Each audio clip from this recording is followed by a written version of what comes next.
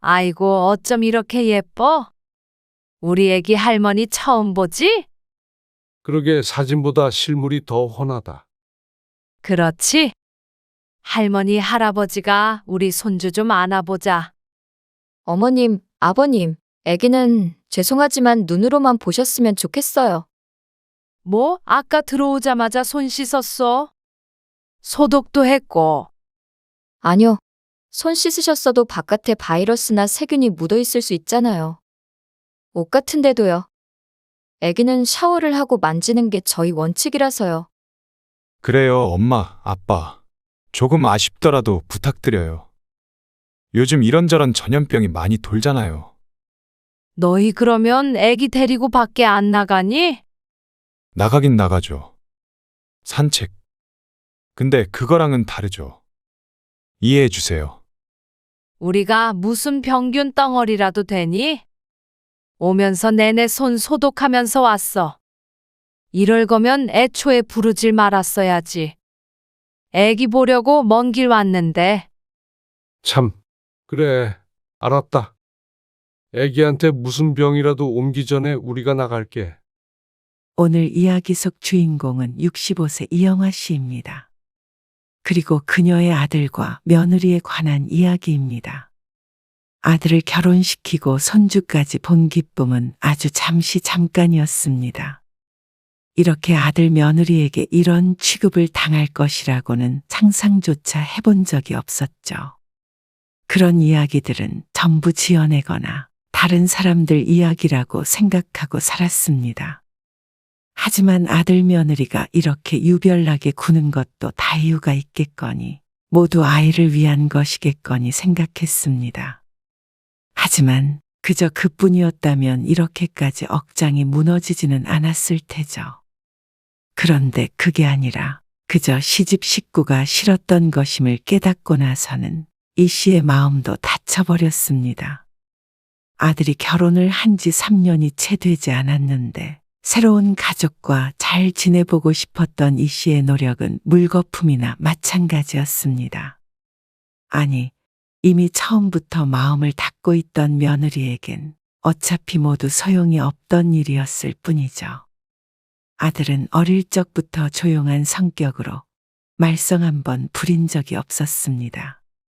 공부를 안 해서 혼이 나거나 부모에게 대든 적도 없는 아들이었습니다. 그래서 이 씨가 주위에서 부러움을 많이 사곤 했습니다. 그렇게 무난한 학창 시절을 보냈고 서울에 있는 대학에 들어가서 남들 졸업할 때 같이 졸업하고 남들 취직할 때 같이 취직했습니다. 그렇게 들어간 직장에서도 착실히 일만 해서 이 씨가 연애 좀 하라며 부추길 정도였습니다. 그런데 아들이 34살이 되던 해에 아들은 갑작스럽게 결혼 소식을 알려왔습니다. 아니, 연애하는 것도 몰랐는데 결혼을 한다고? 작년에 친구가 소개시켜줬다고 했잖아요. 그래, 근데 아무 말 없어서 잘 안 된 줄 알았지.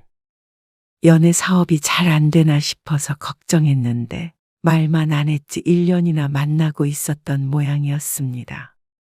아이고, 다행이다. 이 씨처럼 남편도 내심 안심하는 눈치였습니다. 또 해가 넘어가면 35이 되는데 아들은 그 전에 가을에 식을 올리겠다고 했습니다. 요즘은 다들 결혼을 늦게 한다고는 하지만 이러다가 40이 넘어서도 장가를 못 갈까봐 심란해했던 것이 그저 기우일 뿐이었습니다. 그렇게 아들은 34세 식을 올렸습니다. 그리고 직장과 가까운 곳에 신혼집을 얻었죠. 아들이 직장 다니며 살던 원룸 근처였는데 이 씨 부부가 사는 지역과는 1시간 반 정도 떨어진 곳이었습니다. 멀다면 멀고 가깝다면 가까운 곳이었죠. 아들이 결혼하기 전에는 1년에 서너 번 정도 아들이 이 씨네 집으로 내려왔었습니다.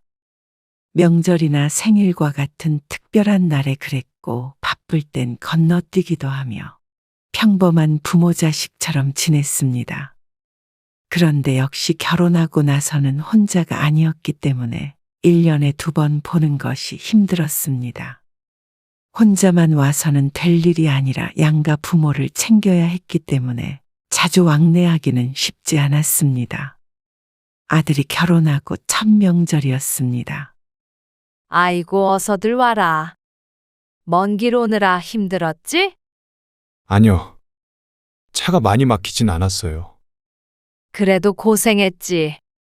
물 한 잔씩 줄까? 아니에요. 배고프니까 밥부터 먹을게요. 그래. 어서 앉아라. 뭐 더 차려야 해요? 아니야. 너희는 얼른 앉아. 국만 떠오면 돼. 이 씨와 남편은 아들 내외가 오면 손 하나 까딱하지 못하게 했습니다. 우리 아들도 처가에 가면 사위라고 대접받을 텐데 우리도 며느리를 백년 손님이라고 생각하자고 남편과 늘 다짐하곤 했습니다. 국 좀 더 줄까? 네. 조금만 더 주세요. 아들의 말로는 며느리가 고기를 좋아한다길래 돼지고기, 소고기, 닭고기 종류별로 해놓았습니다. 그리고 이 음식들은 아들 며느리가 도착하는 날 낮에 남편과 함께 하루 종일 만든 것이었죠.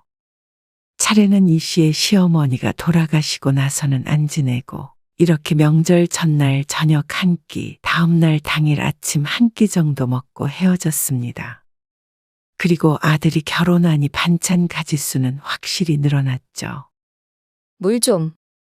성환이 네가 물 좀 떠다 줘라. 특히나 며느리는 물 한 잔도 제 손으로 못 떠다 먹게 했습니다. 설거지도 아들을 시키면 시켰지. 며느리는 가만히 앉아서 차려주는 음식만 먹고 가라고 했죠.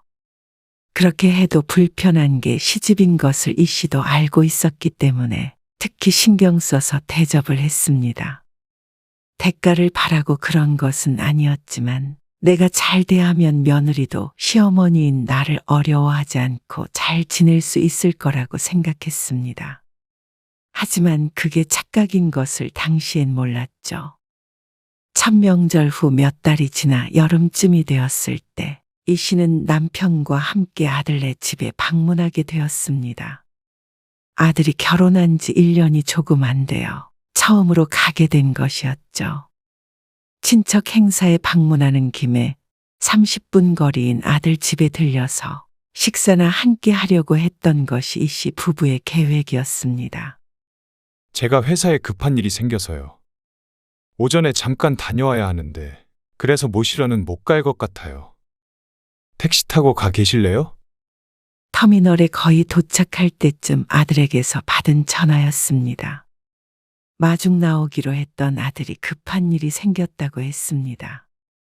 주말인데 회사에 나가야 해. 그러게요. 잠깐이면 돼요. 지금부터 한 시간 안 걸려요. 그러면서 문자 메시지로 주소만 남긴 아들. 버스를 타도 20분이면 도착한다고 했지만 괜히 길을 헤맬까 싶어서 이 씨는 남편과 함께 택시를 탔습니다. 저기 저 아파트인가 보다. 택시를 타고 20분쯤 가자 아들이 일러준 아파트가 보였습니다. 기사님, 여기 근처 마트에 좀 세워주세요. 처음으로 아들네 방문하는 것이기 때문에 빈손으로 갈 수는 없었죠. 이 씨의 말을 들은 택시는 아파트를 지나쳐서 골목으로 꽤나 깊이 들어갔습니다. 그리고 마트에서 과일 상자를 사서 나오자 이 씨도 남편도 주위를 두리번 거리게 되었습니다. 아까 아파트가 저쪽 방향이었지. 반대쪽인 것 같은데.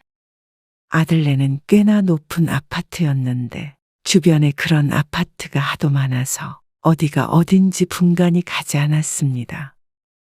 일단 큰 길로 나가서 보자. 남편은 과일 상자, 이 씨는 음료수 상자를 각각 들고 한참 걸어서 큰 길로 나갔습니다. 그러자 반대 방향으로 나왔다는 걸 깨달았죠. 저게 성환이네 집이었지. 날이 더워서 땀이 또르르 흘러내렸습니다. 아이고, 미리 사서 택시에 실어 갈 걸 그랬네. 바로 앞에 마트가 있을 줄 알았지. 그렇게 10분쯤 또 걸어서 드디어 아들네 집에 도착한 이 씨 부부. 초인종을 누르자 며느리가 홀로 나왔습니다. 안녕하세요. 아이고, 오랜만이다. 잘 지냈니? 한참 걸은 덕분에 이 씨와 남편의 얼굴이 벌갰습니다. 말을 하는 중간에 아이고 소리가 절로 나왔습니다. 아직 성환이 안 왔지? 이것들은 식탁에 둘게. 무겁게 들고 있던 상자들을 내려놓으니 홀가분했습니다. 그리고 나서 거실 소파에 앉았는데 에어컨을 켰는데도 열기가 가시지를 않았습니다. 목이 타서 며느리를 흘끔 쳐다보았는데 며느리는 기역자로 꺾인 소파의 측면에 앉아서 휴대폰만 내려다 보고 있었습니다. 날이 덥네. 아, 네. 그러네요. 말을 꺼는 이 씨를 잠시 쳐다보더니 다시 시선은 휴대폰을 향했습니다. 땀이 나서 손부채질을 하고 있는데 며느리는 더 이상 대꾸가 없었습니다. 물 좀 한 잔 마셨으면 했지만 물 달라고 하면 괜히 심부름을 시키는 것 같기도 하고 또 부엌에 얼쩡대는 것도 신경 쓰일까 싶어서 망설이고 있었습니다. 자신이 너무 소심한가 싶으면서도 며느리 집에 처음 방문했기 때문에 조심스러웠습니다. 성환이는 곧 온대지? 아, 일이 생겨서 1시간 걸린대요. 퉁명스러운 며느리의 대답. 아들이 금방 도착할 줄 알았던 이 씨도 당황스러웠지만 며느리의 반응이 더욱 이 씨 부부를 안절부절 못하게 만들었습니다. 누군가와 메시지를 주고받는지 휴대폰을 손가락으로 끊임없이 두드리고 있었고 중간중간 진동음도 들렸습니다. 그리고 며느리의 인상은 점점 구겨져 갔죠. 왠지 이 씨의 아들과 연락을 주고받고 있는 것 같은 느낌은 착각이었을까요? 괜히 가시방석에 앉은 기분이었습니다. 물 한 잔 좀 줄 수 있을까? 이 씨가 갈증을 참지 못하고 며느리에게 물었습니다. 아, 네. 부엌에 정수기 있어요. 이 씨가 엉거주춤 일어나서 부엌을 향했습니다. 처음 와보는 집에서 스스로 물을 찾아서 돌아다닐 줄은 몰랐습니다. 싱크대 위에 엎어져 있는 컵을 찾아서 물을 떠서 한 잔 마시고는 거실에 있는 남편에게도 건넸습니다. 그리고 다시 앉아 있는데 불편한 침묵이 흘렀습니다. 부모님은 잘 계시지? 건강하시고? 저희 부모님이요? 아, 네. 남편이 말을 건네보았지만 돌아온 대답은 짧았습니다. 그러곤 또 대화는 끊겼습니다. 꼭 벌을 서고 있는 것 같았습니다. 그렇게 집에 들어온 지 10분이 조금 넘게 흘렀을 때 남편이 이 씨의 옆구리를 쿡쿡 찔렀습니다. 이 씨가 의아하게 쳐다보자 남편이 눈짓으로 그만 일어나자며 눈치를 주었죠. 이 씨도 차라리 그게 나을 것 같아서 슬며시 가방을 챙겨들며 말했습니다. 아무래도 성환이가 많이 바쁜 것 같네. 밥 한 끼 다 같이 먹을까 했는데 너희 바쁜 것 같아서 우린 이만 가야겠다. 그러자 며느리가 반색하며 같이 일어났습니다. 아, 그러실래요? 그 말에 기분이 상할 수밖에 없었습니다.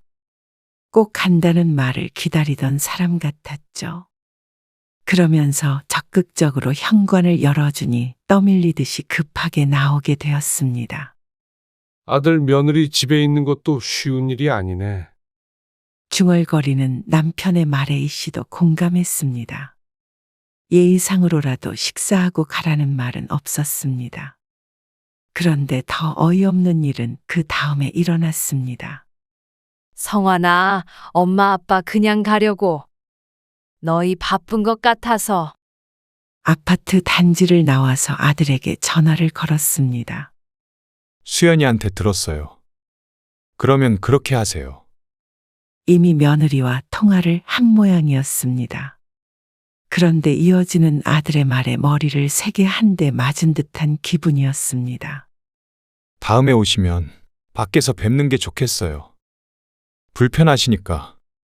뜬금없는 말이었지만 어쩐지 어떻게 나오게 된 말인지 상상이 갔습니다. 우리의 방문이 달갑지 않았구나 하고 생각하게 되었습니다. 씁쓸했습니다. 불편한 건 알지만 이씨 부부도 아들 며느리가 왔던 명절 전날부터 고생해 가면서 손님 맞을 준비를 했던 것이었습니다. 하지만 이씨 부부는 아들네 집에 20분도 채 있지 않았는데 물 한 잔 겨우 얻어먹고 나온 처지가 좀 비참하다는 생각도 들었습니다. 이제는 어지간하면 가지 맙시다. 서로 기분만 상하지.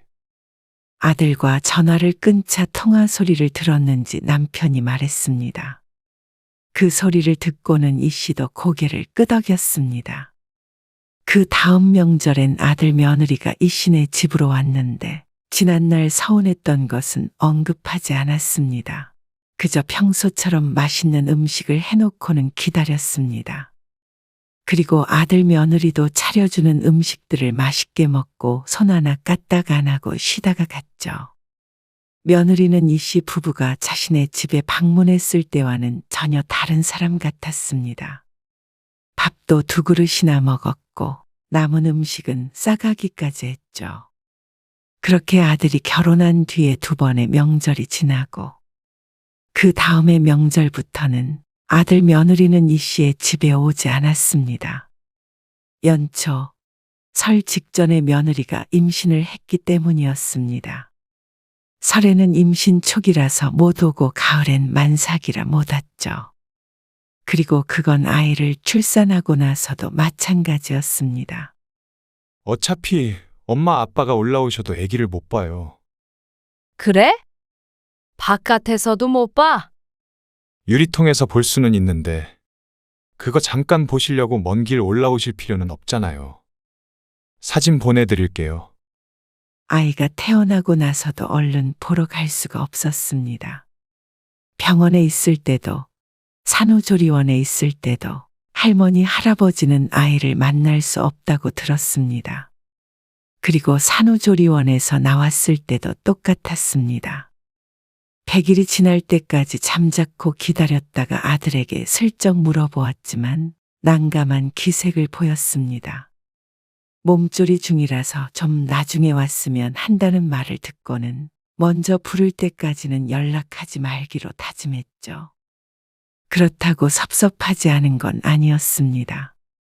지난번에 아들에게 듣기로는 며느리의 몸조리를 위해서 안사돈이 자주 방문한다고 들었기 때문이었죠. 그렇게 손주가 태어난 지 6개월이 지났을 때 아들에게 처음으로 초대 연락이 왔습니다. 이번 주말에 올라오실래요? 주말? 그래. 토요일에 갈게. 이 씨는 무척 기뻤습니다. 그리고 남편도 겉으로 표현은 안 했지만 이 씨의 눈에는 기대하는 게 보였습니다. 하지만 그 순간 생각나는 것이 있었습니다. 지난번에 아들네 갔을 때 달갑지 않아 했던 며느리의 반응이었습니다. 그리고 아들은 이제는 밖에서 만나자고 했었죠. 하지만 아기를 바깥에서 만나서 볼 수는 없는 노릇이었습니다. 그런 이 씨를 보고는 남편은 괜한 걱정을 한다며 타박했습니다. 점심쯤에 가서 저녁 먹기 전에 돌아오면 되지. 애 보느라 힘들 텐데 뭘 오래 있으려고 걱정을 해? 내가 오래 있으려고 그러나. 당연히 금방 나오지. 근데 그때 잊었어? 우리 거기서 10분이나 있었나? 20분이나 있었나? 아, 그때는 성환이가 없으니까 어색해서 그랬을 수도 있잖아. 이번엔 애 보러 가는 건데 뭐. 그렇겠지? 그래. 혹시라도 밥 먹고 가라고 하면 자장면이나 한 그릇 시켜 먹던가 하면 되고 말이야. 자식 집 한 번 가는데 그렇게까지 눈치를 봐. 이 씨 부부는 주말 아침 일찍 일어나 깨끗하게 샤워를 하고 손소독제도 단단히 챙겨서 버스를 타고 올라갔습니다. 이번엔 택시를 타고 한 번에 아들네에 도착해서 헤매지 않고 잘 찾아갈 수 있었죠. 두 손엔 손주 선물이 한가득이었습니다. 아들네 집 앞에 도착한 이 씨 부부는 현관 앞에서 가방을 열었습니다. 당신 이거 좀 문질러. 들어가서 바로 손 씻을 건데 뭘. 도대체 몇 번째야? 손 닳겠다. 그래도 마지막으로 소독 한 번 더 하고 들어가서 비누로 또 씻으면 좋잖아. 애도 어린데 혹시 모르잖아. 이 씨의 말에 남편이 군말 없이 손을 내밀었습니다. 그리고 현관이 열렸습니다. 오셨어요? 손부터 씻으세요. 이 씨가 인사도 하기 전에 아들이 현관 옆에 있는 거실 화장실을 손으로 가리켰습니다. 이 씨 부부는 애기 얼굴을 보기도 전에 아들에게 등 떠밀려 나란히 화장실에서 손을 씻었죠. 아들에게도 이 씨 부부에게도 첫 아이이고 첫 손주이니만큼 군말 없이 아들이 하라는 대로 따랐습니다. 그리고 화장실에서 나오자마자 외투도 벗어서 현관 옆에 걸어두었습니다. 그런데 아이는 보이지 않았고 소파에 아들만 앉아 있었습니다. 애기는? 낮잠 자고 있어요. 깨면 데리고 나올게요. 지금 소연이도 같이 자고 있어서 조금 조용히 말씀해 주세요. 물 한 잔 드려요? 아니, 괜찮아. 하는 수 없이 거실에 앉아서 아들과 이야기하며 아기가 일어나기만을 기다렸습니다. 그렇게 30분쯤 있자 안방에서 아기 울음소리가 들렸습니다. 이 씨 부부의 표정이 대번 밝아졌습니다. 울음소리가 들리고도 10분이 더 지나서야 며느리가 아기를 안고 나왔습니다. 오셨어요. 잘 지냈니? 아이고 고생이 많다. 그러면서 이 씨가 자리에서 일어나서 며느리에게 한 발짝 다가갔습니다. 아이고 어쩜 이렇게 예뻐? 우리 애기 할머니 처음 보지? 그러게 사진보다 실물이 더 훤하다. 그렇지? 할머니 할아버지가 우리 손주 좀 안아보자. 이 씨가 팔을 내미는데 손이 닿기도 전에 며느리가 몸을 획 돌려버려 이 씨의 손이 공중에서 갈 길을 잃었습니다. 만지지는 마시고요. 아기는 죄송하지만 눈으로만 보셨으면 좋겠어요. 이게 무슨 소린가 싶었습니다. 들어오자마자 손 씻었어. 이 씨가 변명하듯 말하자 며느리가 대답했습니다. 아니요. 손 씻으셨어도 바깥에 바이러스나 세균이 묻어 있을 수 있잖아요. 옷 같은데도요. 아기는 샤워를 하고 만지는 게 저희 원칙이라서요. 황당한 말이었습니다. 저녁에 돌아갈 계획이었기 때문에 갈아입을 옷도 가져오지 않았고 가져왔다고 한들 여기서 샤워까지 해야 아이를 만질 수 있다는 말은 그냥 애를 만지지 말라는 소리와 같았습니다. 성환이 옷으로라도 갈아입으면 되지 않아? 그러면서 아들을 쳐다보았는데 아들도 며느리를 따라서 고개를 저었습니다. 조금 아쉽더라도 부탁드려요. 요즘 이런저런 전염병이 많이 돌잖아요. 겉옷도 벗었고 손도 깨끗하게 씻고 소독도 몇 번 했는지 기억도 나지 않았습니다. 아마 집에 계속 있던 아들 부부보다 손이 깨끗할 터였습니다. 황당한 표정을 짓고 망연자실 서 있자 아들은 미안한 기색이었습니다. 하지만 며느리의 말에 동조하고 말 뿐이었죠. 그리고 아버지 담배도 태우시잖아요. 남편은 오늘 손주 보러 온다고 아침에 샤워하고 난 뒤로 담뱃갑을 한 번도 꺼내지 않았습니다. 하지만 그렇게 변명한들 소용은 없어 보였습니다. 담배를 안 피우는 이 씨도 안지 못하게 하는데 오늘 하루 안 피웠다고 남편에게 손주를 들려줄 일은 없을 것 같았습니다. 남편도 같은 생각이었는지 굳이 그 말은 입 밖으로 꺼내지 않았고 다만 표정은 굉장히 언짢아 보였습니다. 아들도 며느리도 유난이다 싶었습니다. 이제 6개월 된 아기를 손 씻고도 못 만지게 하는데 나중에 어린이집은 어떻게 보낼까 싶었습니다. 너희 그러면 애기 데리고 밖에 안 나가니? 아니요. 나가긴 나가죠. 산책. 그리고 무슨 접종한다고 병원도 다니고 하는 것 같은데 그 병원에 있는 바이러스보다 이 씨 부부가 더한 바이러스 취급을 받는 것 같아서 기분이 상했습니다. 이럴 거면 사진으로 보는 것과 뭐가 다른지 몰랐습니다. 이해해 주세요. 애기 부모인 아들 부부가 정한 규칙이라는데 싫다고 박차고 일어날 수도 없는 노릇이었습니다. 이 씨 부부는 못마땅한 기색을 감추고 앉았습니다. 아이는 여전히 며느리의 품에 안겨 있었습니다. 그래도 이렇게라도 보여주는 걸 다행으로 생각해야 하나 싶어서 속으론 한숨이 나왔습니다. 그런데 그냥 그렇게 넘어갔다면 이 씨 부부도 요즘 사람들 참 유별나다 하고 말았을 일이었습니다. 하지만 그게 전부가 아니었죠. 그렇게 앉아서 아기를 눈으로만 보고 있는데 갑작스럽게 현관에서 비밀번호를 누르는 소리가 났습니다. 집주인 둘이 눈앞에 있는데 누군가가 밖에서 문을 열고 들어오려는 것 같아서 놀랐죠. 문이 벌컥 열리고 보이는 얼굴이 낯이 익어서 당황스러웠는데 그건 상대방도 마찬가지인 듯 했습니다. 어머, 사돈이 와 계신 줄은 몰랐네요. 아, 안녕하세요. 엄마? 왜 연락도 없이? 장모님 오셨어요. 안사돈이었습니다. 아, 그냥 주말이고 해서? 너 애기 보기 힘들까 봐 왔지? 둘 다 전화도 안 받길래 그냥 왔어. 아, 어머니 아버지 와 계셔서 확인을 못했어. 어쨌거나 오랜만에 뵙네요. 잠시만요. 안사돈이 반갑게 인사를 건네더니 화장실에서 손을 씻고 나왔습니다.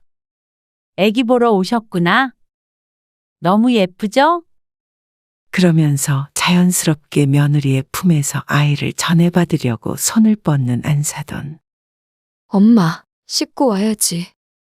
난감한 표정으로 안사돈을 말리는 며느리를 안사돈이 오히려 이상하다는 듯이 쳐다보았습니다. 방금 손 씻고 왔잖아. 너도 봤잖아? 얘가 왜 이래? 그러더니 품에서 아이를 안아들고는 예뻐 죽는다며 난리를 쳤습니다. 물기 묻은 손으로 얼굴도 쓰다듬고 머리통에 입술도 부비고 하면서 말이죠. 이 씨와 남편이 기가 막혀서 그 모습을 지켜만 보고 있는데 아들이 나서서 변명을 했습니다. 아니, 장모님은 여태 애 봐주셨으니까. 양육자나 마찬가지고요. 엄마 아빠는 외부인이니까 아무래도 그런 게 신경이 쓰여서 만지지 마시라고. 어이가 없었습니다. 스스로도 설득력이 없었는지 점점 목소리가 줄어드는 아들. 바깥에 있다가 온 것은 사돈이나 이씨나 마찬가지였는데 외부인 타령하고 있는 아들이 황당했죠. 그제서야 안사돈이 상황 파악이 됐는지 슬그머니 아기를 다시 며느리의 품에 돌려놓았습니다. 뭔가 오해가 있는 모양이에요? 아무래도 첫 애니까 애들이 좀 예민한가 봐요. 아들이고 사돈이고 변명하며 며느리를 감싸느라 바빴습니다. 하지만 그게 아니라는 것을 이 시부부만큼은 정확히 알았습니다. 그냥 시부모가 와서 아기를 만지는 게 고가웠던 것이었죠. 그 와중에 바보 같은 아들은 며느리가 싫다니까 그저 며느리 말만 듣느라 바빴습니다. 지난번에 왔을 때 알아봤어야 했습니다. 그때도 기분이 나빴지만 불편해서 그랬겠거니 하고 애써 스스로 설득하고 타일렀던 자신도 바보 같았습니다. 그러니 샤워를 해야만 만질 수 있는 아이인데 그게 우리한테만 해당이 되는가 보구나. 우리 온다고 새로 만든 규칙인가 보네. 아니, 그게 아니라요. 우리가 무슨 병균 덩어리라도 되니? 오면서 내내 손 소독하면서 왔어. 이럴 거면 애초에 부르질 말았어야지. 아예 안 부르는 건 그래도 양심상 좀 그랬나 보지? 특히나 아들에게 더 서운해서 말이 곱게 나오지 않았습니다. 며느리가 그렇게 생각해도 말렸어야 하는 아들이 오히려 나서서 제 아내만 감싸는 꼴이 참 섭섭했죠. 알았다. 애기한테 무슨 병이라도 옮기 전에 우리가 나갈게. 아니, 사돈 그러지 마시고 이 씨 부부는 그렇게 아들네 집을 나와버렸습니다. 집으로 내려오면서도 안사돈 앞에서 느꼈던 모멸감이 잊혀지지가 않았습니다. 얼마나 자신들이 우습게 보였을까 생각하면 가슴이 불타는 것 같았습니다. 아들은 결혼하면 남이라더니 그 말이 진리였습니다. 하지만 아무리 그렇다고 해도 며느리에게 이 씨 부부는 남이지만 아들에겐 낳아준 친부모인데 어쩜 그럴 수가 있나 싶었습니다. 이 씨 부부가 돌아오고 나서도 아들은 연락을 해서 또 한참을 며느리를 감싸는 변명을 했습니다. 그 와중에 며느리는 문자 한 통도 없었죠. 이렇게 결혼한 자식과 부모는 멀어지나 보다 생각했습니다. 아들도 이제는 내 가족이 아니라 며느리의 남편이라고 생각해야 하나 보다 싶었습니다. 그리고 돌아오는 명절이 되었을 때 이 씨는 아들에게 말했습니다.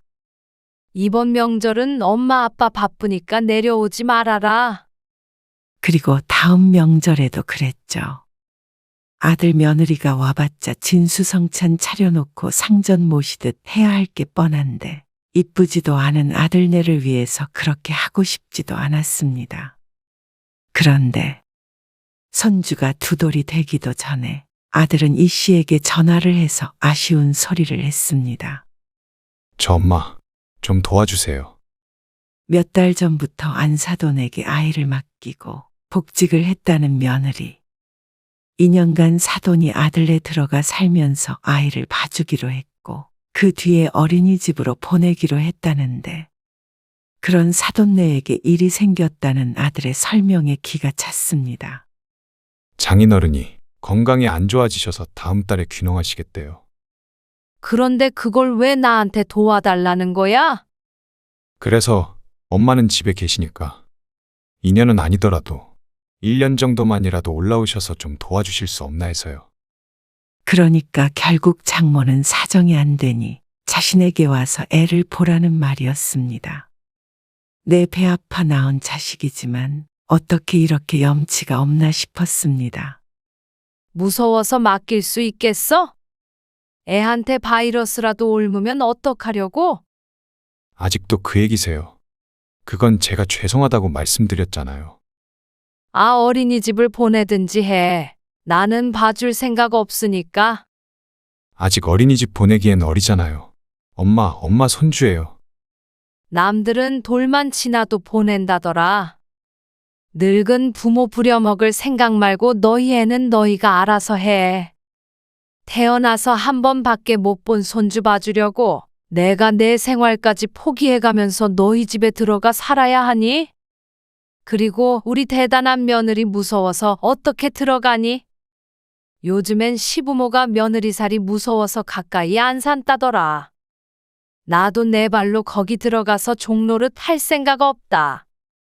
왜 그렇게 매정하게 말씀하세요? 매정? 너도 대학 나와서 배울 만큼 배우내면 누가 매정하고 누가 못할 짓을 했는지 정도는 알겠지. 너도 시간 흐르면 알게 되겠지만 너희가 아기를 애지중지하는 것처럼 우리도 너 그렇게 키웠어. 부모 가슴에 대못 박지 말어라. 네 가슴에도 똑같은 못 박힐 테니까. 이 씨는 끝내 아들의 부탁을 거절했습니다. 사과를 했다고 한들 이미 일어난 일은 지워지지 않았고 앞으로도 아들 며느리와 한 공간에서 잘 지낼 자신도 없었습니다. 서로 거리를 두고 지낸 그동안은 그래도 명절이라고 전화도 하고 그랬지만 더 가까이 지냈다가는 그마저도 못할 사이가 될 게 불보듯 뻔했습니다. 어쩌면 며느리는 멀어진 사이를 반가워했겠지만 그건 이 씨 부부도 마찬가지였습니다. 결혼한 아들은 이제 우리 자식이 아니라 며느리 남편이라고 생각하고 살아가기로 하니 마음이 편해졌습니다. 겨우 찾은 마음의 평온함을 깰 생각은 없었습니다. 나이 들어서 아들네 집에 들어가서 애 봐주고 집안일 해주고 욕먹는 그런 삶을 살고 싶지도 않았죠.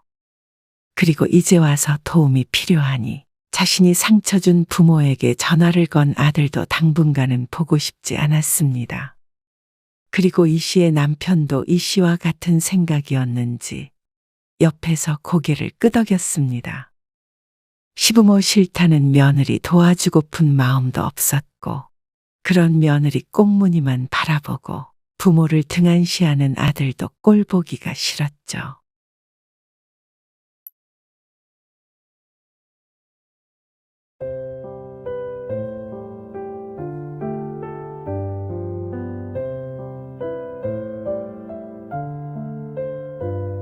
어머니, 그런 심심풀이 땅콩으로 다니는 공짜 수업이 하나밖에 없는 어머니 손주 재롱잔치보다 중요하다는 소리세요? 뭐? 심심풀이 땅콩? 아니, 그렇잖아요. 돈 내고 다니는 곳도 아니고, 유명한 선생님이 와서 가르치는 것도 아니고요.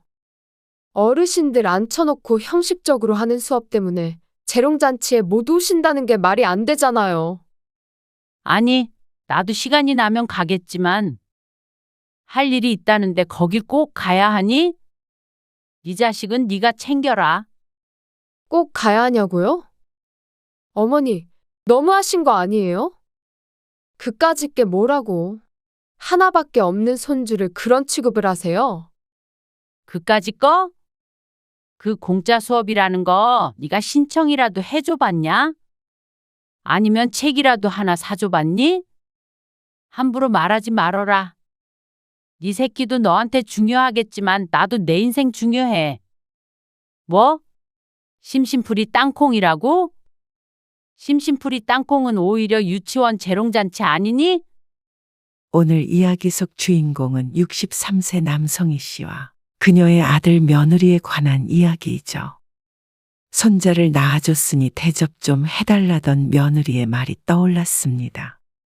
아이를 낳은 지 딱 1년이 되었을 때 남 씨가 들은 소리였습니다. 그리고 아이가 유치원에 간 지금까지 아이도 봐주고 유치원비까지 내주던 남 씨를 재롱잔치에 한 번 빠졌다는 이유로 잡아먹을 듯 구는 아들 며느리에게 질렸습니다. 늦은 나이에 작지만 오랜 꿈을 이루기 위해서 남 씨가 영어를 배운다고 했을 때는 무시하던 아들 며느리. 손자와 자신들의 인생만 중요하다고 생각하고 부모인 남 씨는 그저 그걸 뒷받침해줘야 하는 존재로만 여기는 듯 했습니다. 좋은 마음으로 여태 도와주었지만 이제는 아들 며느리에게 다시는 연락도 하지 말라고 선언했습니다. 그리고 그렇게 된 데는 긴 이야기가 있었죠. 남 씨는 아들이 하나 있었고 아들의 이름은 김정우입니다. 아들은 남 씨와 남편의 전폭적인 지지하에 풍족한 교육을 받았고 좋은 직장에도 들어갔습니다. 남 씨 부부는 큰 부자는 아니더라도 나중에 자식에게 손 벌리지 않고 살만한 재산은 있었습니다. 수도권에 집 한 채가 있었고 월세 수익이 나오는 부동산도 하나 있었으며 연금도 나올 예정이었죠. 모두 남편과 함께 고생해가며 이루어온 것들이었습니다. 그리고 아들은 31살이 되던 해에 동갑내기인 며느리를 만나서 결혼했습니다. 그리고 결혼한 지 얼마 되지 않아서 아이를 가졌습니다. 양가의 첫 손주라 대단한 기대를 모았고 다들 크게 축하해 주었습니다. 그 중에서 가장 기뻐했던 것이 남 씨의 남편이었죠. 그런데 출산을 3달 정도 남기고 남편은 세상을 떠났습니다. 그렇게 고대하던 손주 얼굴 한 번 못 보고 눈을 감았죠. 엄마, 윤정이는 집에 있으라고 했어요. 그래요. 원래 임산부는 장례식에 오는 거 아니라잖아요. 그래서 저희가 집에 있으라고 했어요. 서운하시겠지만 어쩌겠나요? 어휴, 살아생전 그렇게 저희 딸 예뻐하셨는데.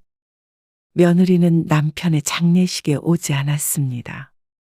임산부는 장례에 가지 않는 거라는 말을 남 씨도 들어본 적이 있었습니다. 하지만 그건 남의 장례식이고 그렇다고 시아버지 제사에도 오지 않는 며느리에게 서운한 감정이 드는 건 어쩔 수가 없었습니다.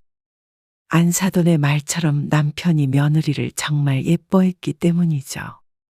그렇지만 어쩌겠나 싶었습니다. 아마 내 딸이 배가 불렀어도 가지 말라고 했을 수도 있다는 생각이 들었습니다. 물론 딸이 없으니 그 심정을 다 알지는 못해도 그저 그렇게 이해하자 생각했습니다. 그리고 남편 일은 상실감에 더 깊게 생각할 여유조차 없었습니다. 남 씨는 남편이 죽고 난 뒤부터 우울증과도 같은 기분을 자주 느끼게 되었습니다. 텅 빈 집을 보며 가슴도 텅 빈 것만 같았습니다. 어느 땐 괜찮았다가도 문득 남편이 죽었구나 생각하면 가슴이 미어지곤 했습니다. 그런 남 씨를 보고는 가장 가까운 친구가 말했습니다. 그러지 말고 뭐라도 해봐. 바쁘게 살아야지. 집에만 있으면 더 우울해져. 나 혼자 할 게 뭐가 있어. 주말이나 남편이 일을 쉴 때면 둘이 놀러라도 다니고 했는데 이제는 그것도 할 수가 없게 됐고 혼자 하기엔 내키지 않았습니다. 그럼 차라리 뭐라도 배워보던가. 뭘? 그냥 평소에 배워보고 싶었던 거 없어? 요리라던가, 외국어라던가. 남 씨는 친구의 말이 잘 와닿지 않았습니다. 곧 60인데 이제 와서 뭘 새롭게 배운다는 게 낯설었죠. 하지만 남편을 잃은 헛헛한 마음은 오래 느낄 새도 없었습니다. 얼마 뒤에 며느리가 아이를 출산하면서 말이죠. 첫 손주가 예쁘기도 예뻤지만 정신없이 바빠지는 바람에 슬퍼할 시간이 없었습니다. 사돈네는 차 타고 1시간에서 1시간 반 거리에서 살고 있기 때문에 아무리 자주 와도 주말에나 한 번씩 올 수 있었고 그에 반해 남 씨는 아들네와 차 타고 20분도 안 걸리는 거리였습니다. 며느리가 힘들다고 SOS를 요청하면 남 씨가 가서 도와주곤 했습니다. 그러다 보니 본의 아니게 정신없는 하루하루를 보내게 되었죠. 그렇게 시간이 지나서 손자 지우리의 돌이 되었을 때였습니다. 양가 20명씩 초대하기로 했어요. 그러면 가족들이랑 친한 지인들만 초대하면 될 것 같아요. 그러면 많으면 50명 정도 되겠네. 네. 아마도요. 돌잔치 규모는 크지 않게 진행하기로 했습니다.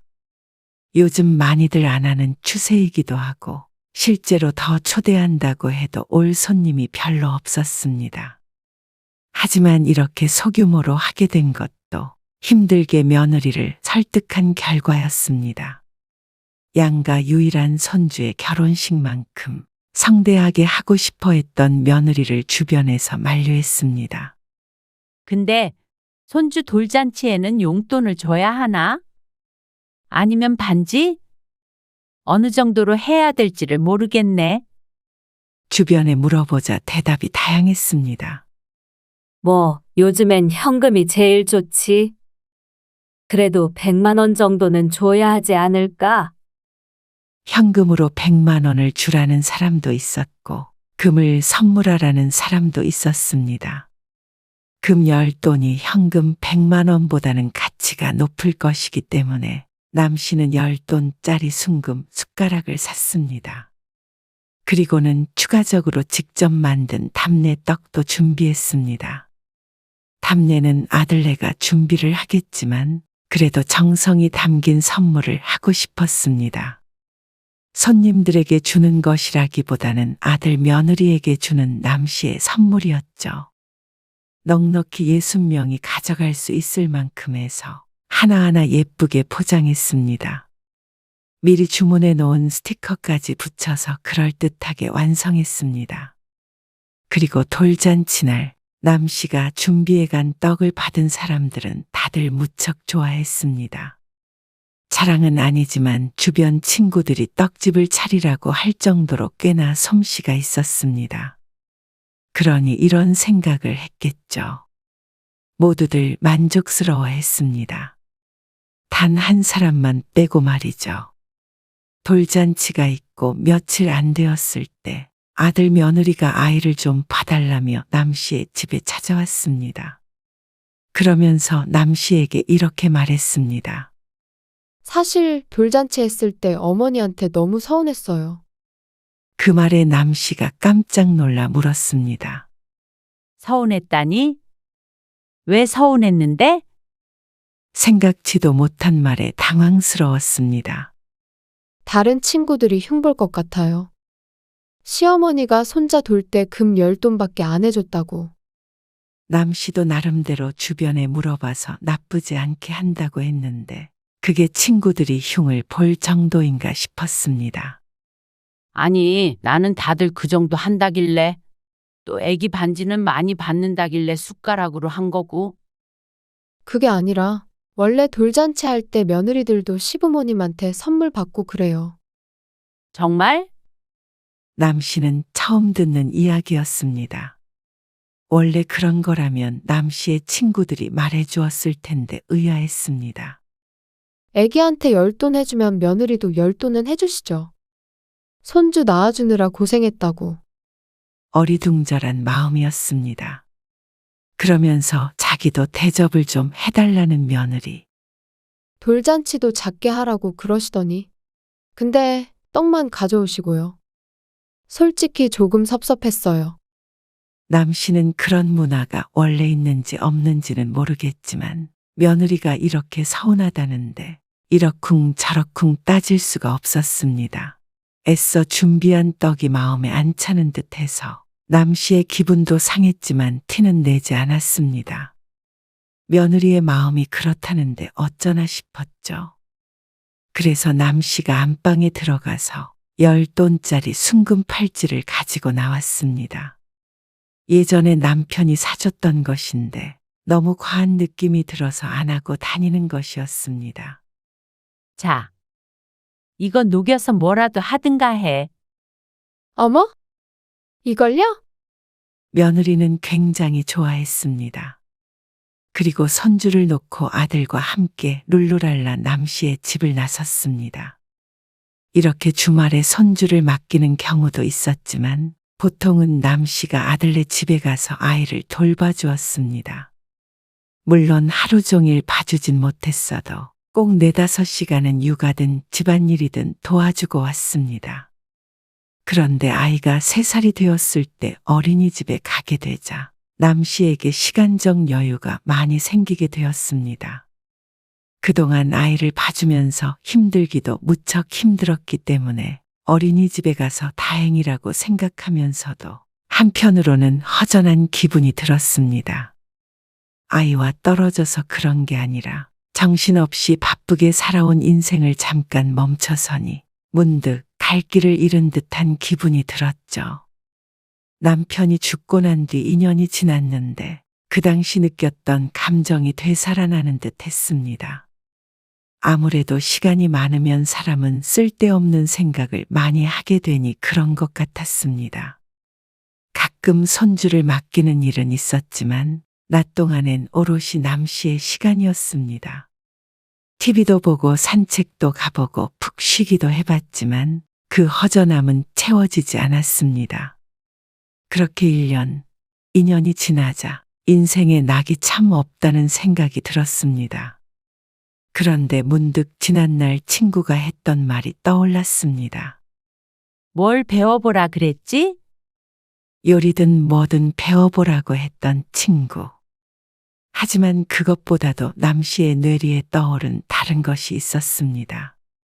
남씨는 학창시절 집안이 어려워져 대학교에 다니지 못했습니다. 고등학교를 졸업하고 바로 취직을 했었는데 그에 반해 남씨의 친구들은 대부분 대학에 진학했죠. 그러다 가끔 만나면 친구들이 그렇게 부러울 수가 없었습니다. 읽을 줄이나 아는지 모르는지 영어로 된 책을 꼭 하나씩 옆구리에 끼고 다녔는데 그게 남 씨의 작은 꿈과도 같은 것이었습니다. 그래서 영어 공부를 해서 영어 원서를 꼭 읽어보고 싶었습니다. 이제 시간도 많고 학원 다닐 수 있는 여유도 있는데 까짓것 한번 해보자고 결심했죠. 그래서 네가 영어 학원 좀 알아봐 주면 안 될까? 근처 영어 학원이 많아 어딜 가야 할지 모르겠고 대부분 학생들이 다니는 곳 같아서 선뜻 찾아가기가 망설여졌습니다. 그래서 아들에게 한번 물었습니다. 아이고, 엄마 나이가 60이 넘었는데 무슨 영어예요, 영어는. 남 씨의 말을 듣자마자 아들이 한다는 소리가 이랬습니다. 언어는요. 어려서 안 하면 다 소용이 없는 거예요. 돈 낭비만 하시지. 어차피 하나도 안 늘어요. 신랄한 아들의 말에 시작도 하기 전에 좌절되는 기분이었습니다. 그런데 낙담해 있는 남 씨에게 아들이 갑작스러운 용건을 꺼냈습니다. 그건 그렇고 지율이 곧 유치원 보내야 하거든요. 근데 요즘 다들 영어 유치원을 보낸다고 하더라고요. 엄마 학원 다니실 돈 있으면 지율이 영어 유치원비 좀 내주세요. 아들이 웃으며 말했습니다. 아들의 말에 기분이 가라앉아 있던 남 씨도 손주 얘기에 귀를 쫑긋했습니다. 유치원비가 얼만데? 엄마가 무슨 영어냐며 무시하는 아들은 얄미워도 예쁜 손주는 죄가 없었습니다. 어지간한 금액이면 남 씨도 보내줄 의향도 어느 정도 있었죠. 그런데 아무리 못해도 200만 원은 하죠. 뭐? 1년에 200만 원은 아닐 거 아니야? 당연히 한 달이죠. 무슨 유치원이 그렇게 비싸니? 다 그 정도 하죠. 영어 유치원은 이렇다 할 대답은 안 하고 끊었지만 그 뒤로 며느리에게서 전화가 오면 은근슬에 느껴지는 눈치가 있었습니다. 곧 유치원을 보내야 한다는 말을 자주 언급하기도 했고 말이죠. 한 달에 200만 원은 정말 큰 금액이었습니다. 그런데 그 돈을 주고 꼭 그런 유치원에 다녀야 하나 싶다가도 나도 이 나이에 영어 배운다고 알아보고 있는데 손주는 어릴 때 좋은 환경에서 배우면 더 좋지 않겠나 하는 생각이 들기도 했습니다. 그래서 머릿속으로 계산을 해봤습니다. 5살부터 7살까지 3년이니까 하며 말이죠. 남 씨는 아들에게 전화해서 한 달에 100만 원씩 지원해 주기로 약속했습니다. 아들도 며느리도 그게 어디냐며 좋아했죠. 그런데 입에 풀칠하지 않을 만큼 먹고는 살지만 매달 고정 지출이 100만 원씩 는 것은 남 씨에게는 꽤나 부담스러운 일이었습니다. 거기에다가 영어 학원비까지 지출할 것을 생각하니 다 늙어서 꼭 영어를 배워야 하나 하는 결론에까지 이르게 되었죠. 그런 남 씨에게 또다시 친구가 조언을 했습니다. 주민센터 같은 곳에서 무료로 알려주는 경우가 있으니 찾아보라며 말이죠. 남 씨에게도 영어 학원에 찾아가는 것보다 주민센터에 가는 일이 심리적 거리감이 적었습니다. 그렇게 어느 날 찾아가서 물어보았더니 진짜로 영어 수업이 있었습니다. 근데 중간부터는 못 들어가시고요.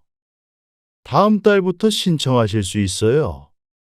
아, 여기 보면은 이렇게 수업 이름들이 다른데? 전부 신청할 수 있는 거예요?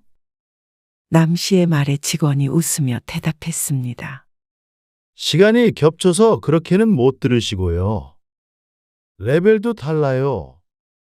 근데 이렇게 회화랑 같이는 들으실 수 있어요. 초급반 수업이 주 2회였는데 원어민 회화 수업도 주 1회를 또 받을 수 있다고 했습니다. 그러니 일주일에 3일은 영어 수업을 들을 수 있는 거죠. 원어민 수업도 요일별로 레벨이 달라서 초급도 신청할 수 있다고 했습니다. 남 씨는 이런 제도가 있다는 것도 처음 알았습니다.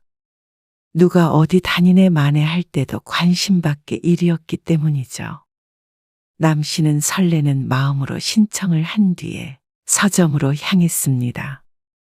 그리고 읽고 싶었던 멋있는 영어 소설책을 한 권 샀습니다. 다음 달이 되었을 때 수업 첫날 남 씨는 깜짝 놀랐습니다. 생각보다 학생이 많았고 그중 대부분이 남 씨와 비슷한 연배거나 더 많은 사람도 꽤 있었습니다. 남 씨는 자신도 늦었다고 생각했는데 동지들을 만난 것 같았죠. 처음엔 알파벳도 제대로 기억이 안 나서 수업을 제대로 따라갈 수가 없었습니다. 숙제만 겨우겨우 해가는 수준이었는데 시간이 지나니 점차 빠져들게 되었습니다. 그때부터 남 씨의 일과가 크게 변했습니다. 주민센터에 갔다가 돌아와서 숙제도 하고 공부도 하고 안 가는 날에도 영어 삼매경이었습니다. 유튜브로 영어 관련 콘텐츠도 찾아봤고 말이죠.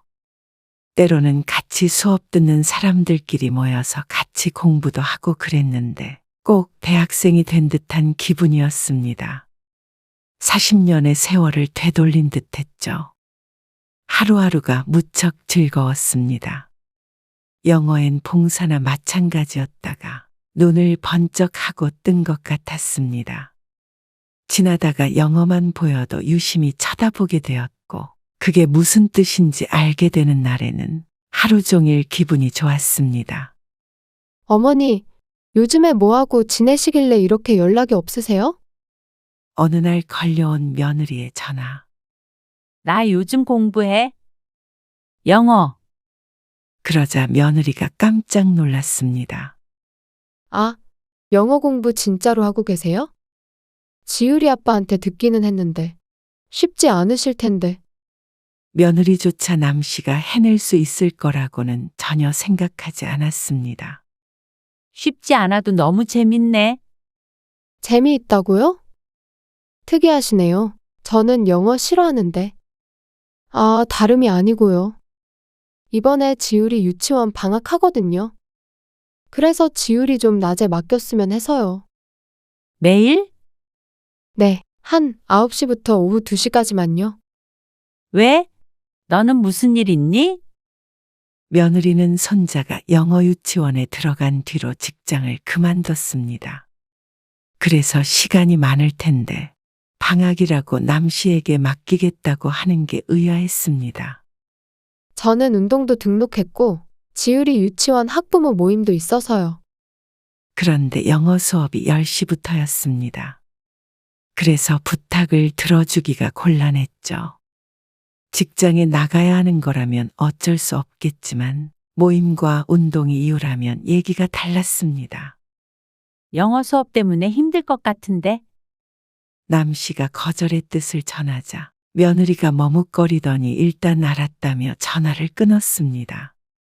그런데 그날 아들에게서 다시 전화가 왔습니다. 애엄마가 애기 낳고 몸 망가졌다고 완전히 우울증에 걸렸어요.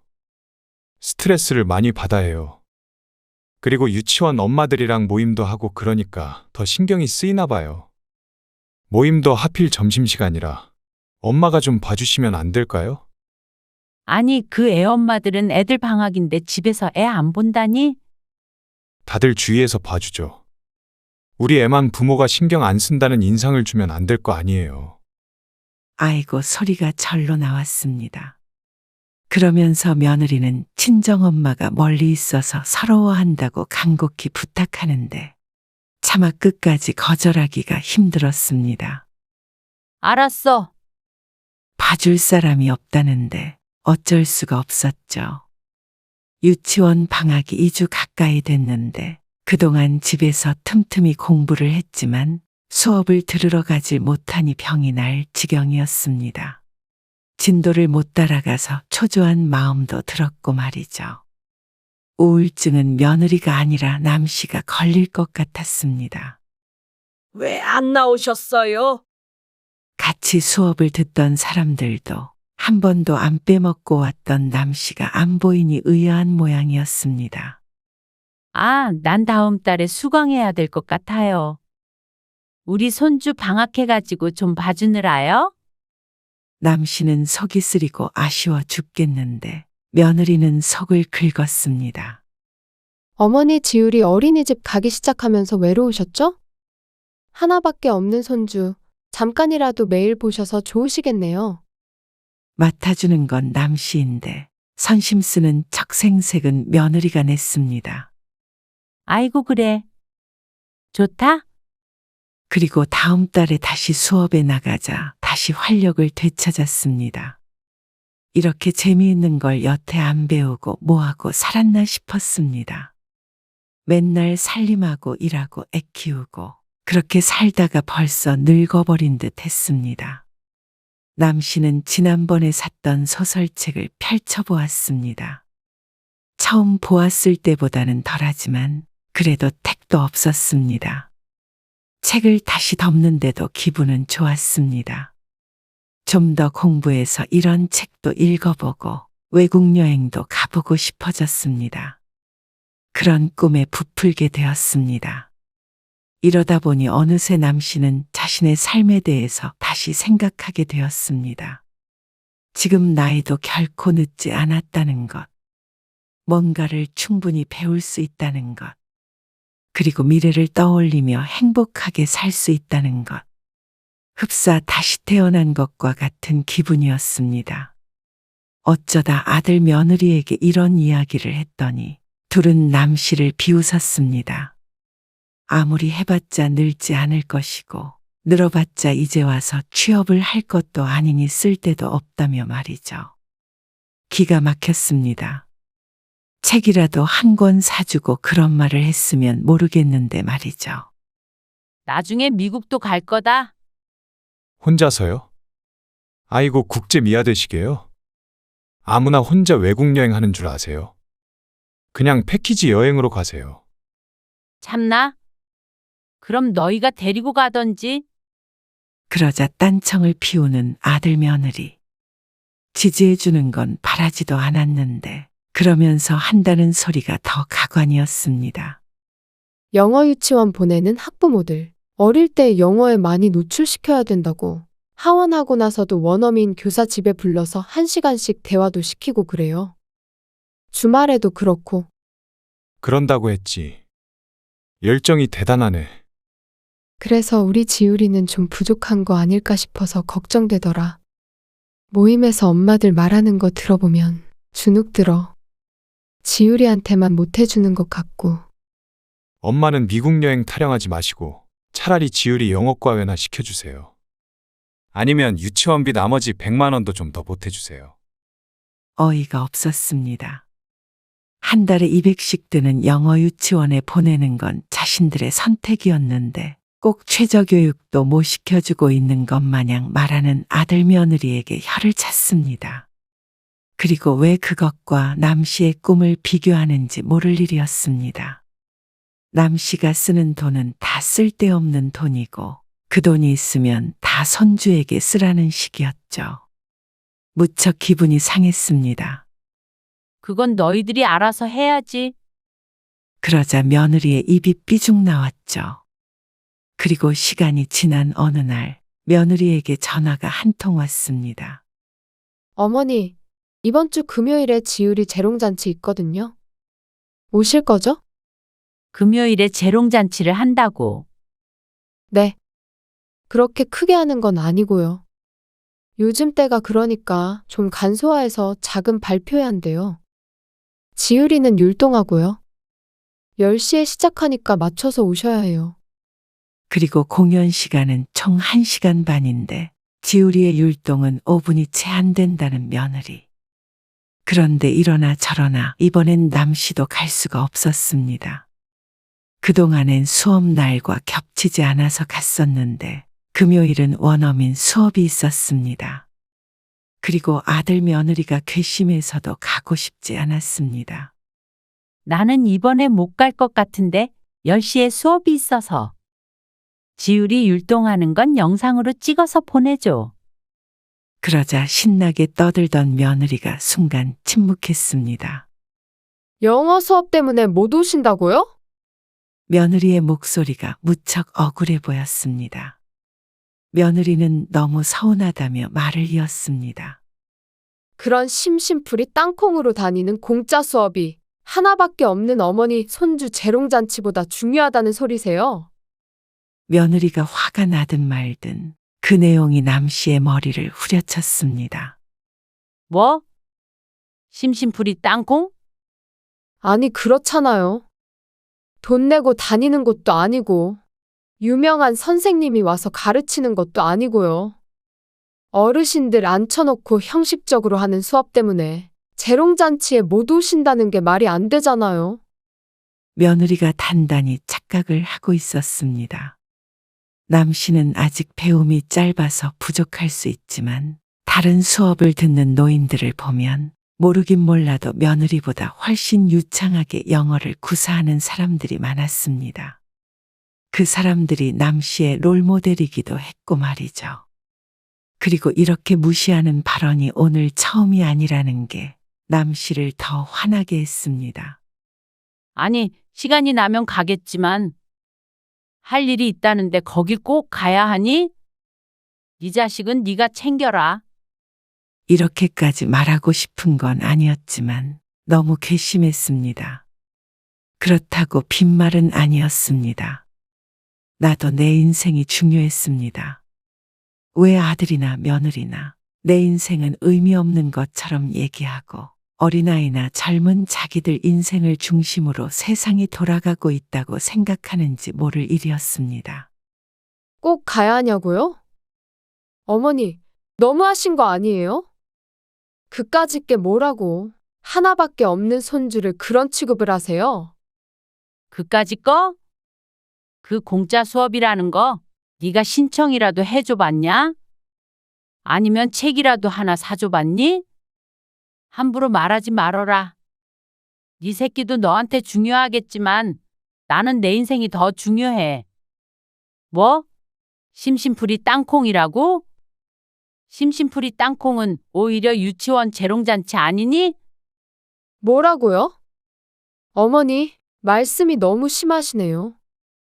다른 애도 아니고 어머니 손자요. 그리고 제가 뭐 며칠 동안 오시래요? 겨우 딱 하루잖아요? 여태 내가 너일 위해서 헌신한 게 겨우 하루는 아니었잖니? 그리고 부모를 이렇게 존중해주지 않는 자식한테는 나도 더 이상 내 인생 할애 안 할 거야. 낳아서 평생을 먹이고 길러서 장가 보낸 다음에도 뒷바라지 했는데 재롱잔치 한 번 안 간다고 이렇게까지 비난을 하니? 아이는 기억도 잘 못할 5분을 위해서 내 인생 가장 진한 기억이 될 시간을 포기하고 싶지 않다. 그건 부모인 너희가 할 역할이지. 어머니는 지율이 할머니잖아요. 다른 할머니들은 영어 유치원뿐만이 아니라 방학엔 해외도 보내주고요. 손주 가르치느라 며느리 고생한다고 선물도 사주고 그래요. 그럼 그런 시어머니한테 가지 그랬니? 그리고 영어 유치원? 영어가 왜? 여유 있으면 니들이 돈 내고 해. 이제 니들 자식 교육비까지 나한테 책임지라고 하지 마. 그런 의미로 영어 유치원비도 이제부터는 보내지 않을게. 아니, 어머니. 지율이 아빠한테도 그렇게 말씀하실 수 있으세요? 지금 며느리라고 그렇게 말씀을 막 하셔도 되는 거예요. 또 며느리 대접 어쩌고 할 거면 다시는 전화도 하지 말어. 나도 시어머니 대접 안 해주는 며느리 필요 없고 부모 대접 안 해주는 아들 필요 없으니까. 그걸 어떻게 저희가 다 감당해요? 형편이 안 되면 평범하게 키워. 그러고는 남 씨는 전화를 끊어버렸습니다. 그리고 몇 분 지나지 않아서 아들에게서 전화가 오기 시작했습니다. 받지 않아도 끊임없이 울리는 전화벨 소리에 진절머리가 난 남 씨는 오는 전화를 거절해버리고 아들에게 문자를 한 통 보냈습니다. 연락, 방문 금지. 그리고는 아들 며느리 둘 다 차단해버렸습니다. 자기들은 그렇게 대접해주고 챙겨주길 바라면서 어쩜 부모는 요만큼도 생각하지 않는지 이런 자식이 뭐가 필요 있나 싶었습니다. 그렇게 영어를 배우고 싶다고 해도 무시, 미국 가보고 싶다고 해도 무시. 60세 넘어서 뭘 하냐는 말을 여러 번 했던 괘씸한 놈들이었습니다. 뭐가 예쁘다고 손자 교육비까지 대주고 있었는지 모를 일이었습니다. 이제는 주말에 봐달라고 해도 소용없었습니다.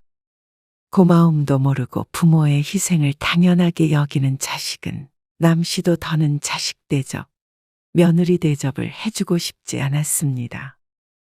시간이 조금 지나서 남씨가 연락이 되지 않자 모르는 번호로 문자 메시지가 왔습니다. 영어 유치원은 그만두고 일반 유치원으로 옮겼다며 하소연하는 아들의 메시지를 남씨는 무심한 눈으로 내려다보았습니다. 휴대폰을 탁 소리가 나게 뒤집어 버리고는 남씨는 책을 폈습니다. 그렇게 무시하는 늙은 부모가 보란듯이 꿈을 이루는 걸 보여주고 싶었습니다. 나이 먹은 내 인생도 충분히 빛나고 찬란할 수 있다는 걸 보여주고 싶었죠. 그리고 1년 반 정도 지났을 때 남씨는 홀로 미국행 비행기에 오르게 되었습니다. 옆구리에는 영어 소설책 하나를 딱 끼고 말이죠.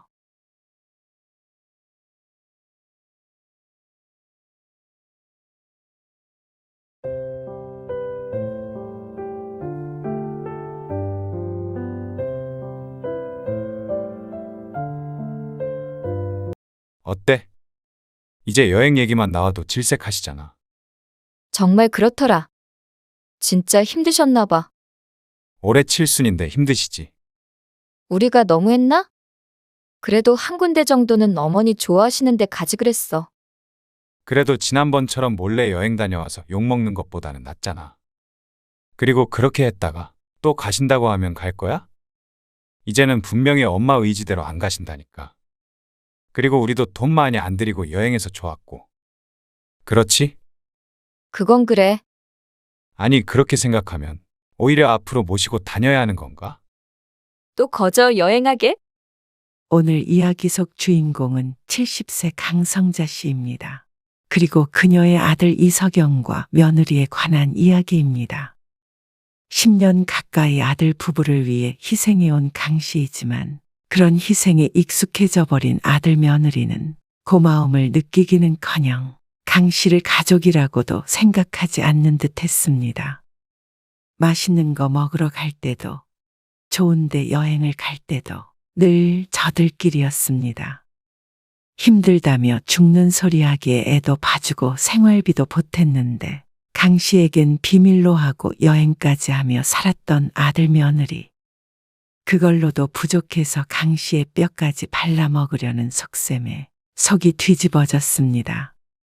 은혜를 갚기를 원한 적도 없었지만 자식에게 이런 취급을 받으려고 그 고생을 했던 것은 아니었습니다. 강 씨의 남편은 10년 전에 운명을 달리했습니다. 아들 이성명이 결혼하기 불과 4년 전의 일이었습니다. 그래도 남편과 함께 열심히 살아온 덕에 부유하진 않아도 남에게 손 벌리지 않고 먹고 살 정도는 되었습니다. 남편은 떠났지만 강 씨에게는 집도 있었고 앞으로 나올 연금도 있었습니다.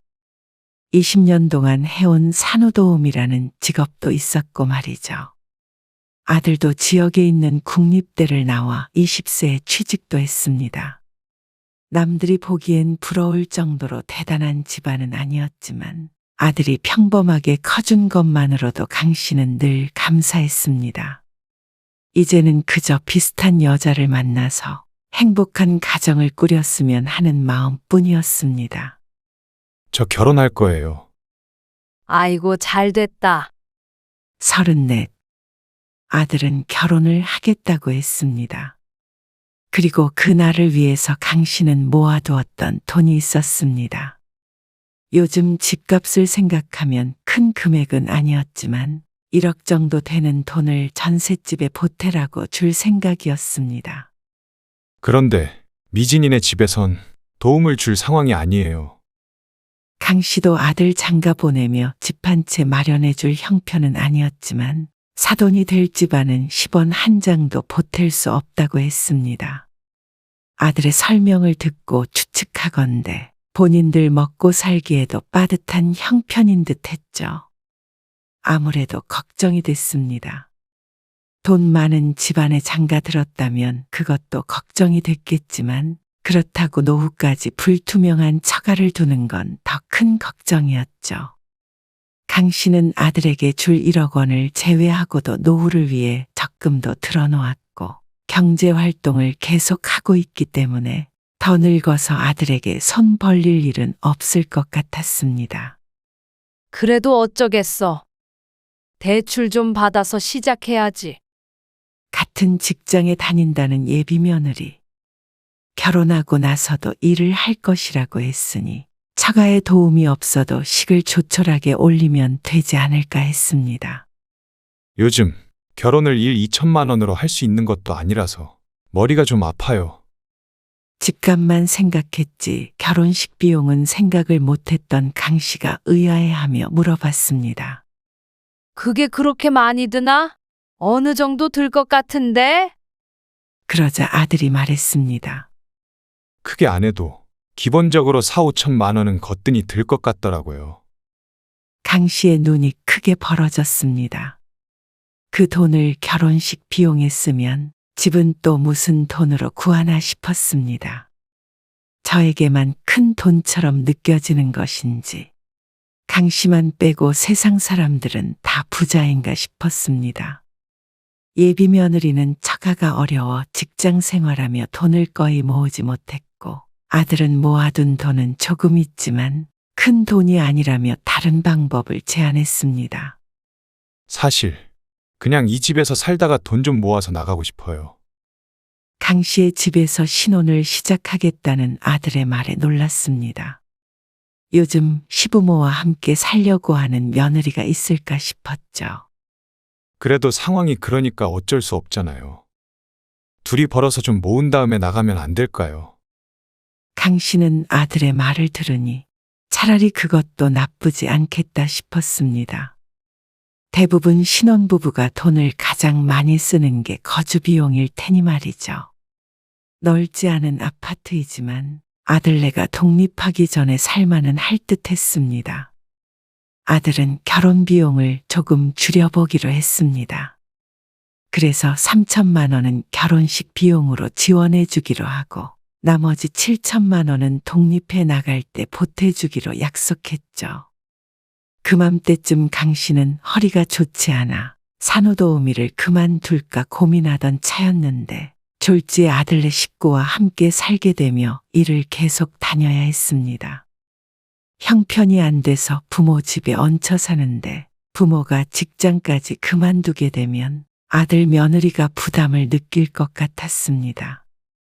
그리고 아들네와 함께 사는 데는 돈이 많이 필요했기 때문이기도 했습니다. 아들네는 늘 돈이 없다는 소리를 입에 달고 살았습니다. 결혼하기 전에는 그런 말을 들어본 적이 없었는데 가정이 생기니 책임감 때문인지는 몰라도 늘 푸념했죠. 이거 어버이날 선물이에요. 더 많이 드리고 싶은데 사정이 이렇다 보니까 죄송하네요. 아들이 결혼 후 처음 맞는 어버이날에 흰 봉투를 건넸습니다. 봉투엔 서경, 미진하고 아들 며느리의 이름이 적혀 있었죠. 이게 뭐야? 봉투를 열어보자 5만 원짜리 지폐 2장이 있었습니다. 용돈이에요. 뭘 사드리는 것보다 현금이 낫다길래.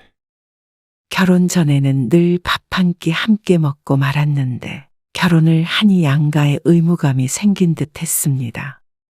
안 그래도 힘들 텐데 이런 건 뭐 하러 주니?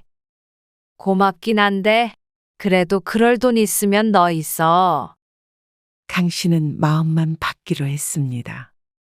이렇게 한 번 챙겨주면 앞으로는 무슨 날마다 줘야 한다고 생각할 텐데 아들 부부에게 부담을 주고 싶지 않았습니다.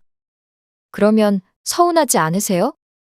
며느리가 묻자 강 씨가 웃으며 고개를 저었습니다. 어차피 같이 사는데 용돈은 무슨. 난 괜찮으니까 이런 거 주지 마. 강 씨도 선물이 싫고 돈이 필요하지 않아서가 아니라 아들 부부가 어려워 보여 그랬습니다. 조금이라도 빨리 일어섰으면 했죠. 그래서 강 씨는 그 뒤로 한 번도 용돈을 받아본 적이 없었습니다. 오히려 아들 며느리 생일 때 용돈을 주면 줬죠. 아들 부부는 결혼한 지 1년이 되어 아이를 낳았습니다. 며느리는 돈 번다고 아이를 낳은 지 반년도 안 돼서 다시 회사에 갔습니다. 그러니 자연스레 손자는 강 씨가 돌보게 되었습니다. 평생 애기 돌보는 일을 해서 못할 건 없지만 그 때문에 하던 일은 잠시 쉬어야 했습니다.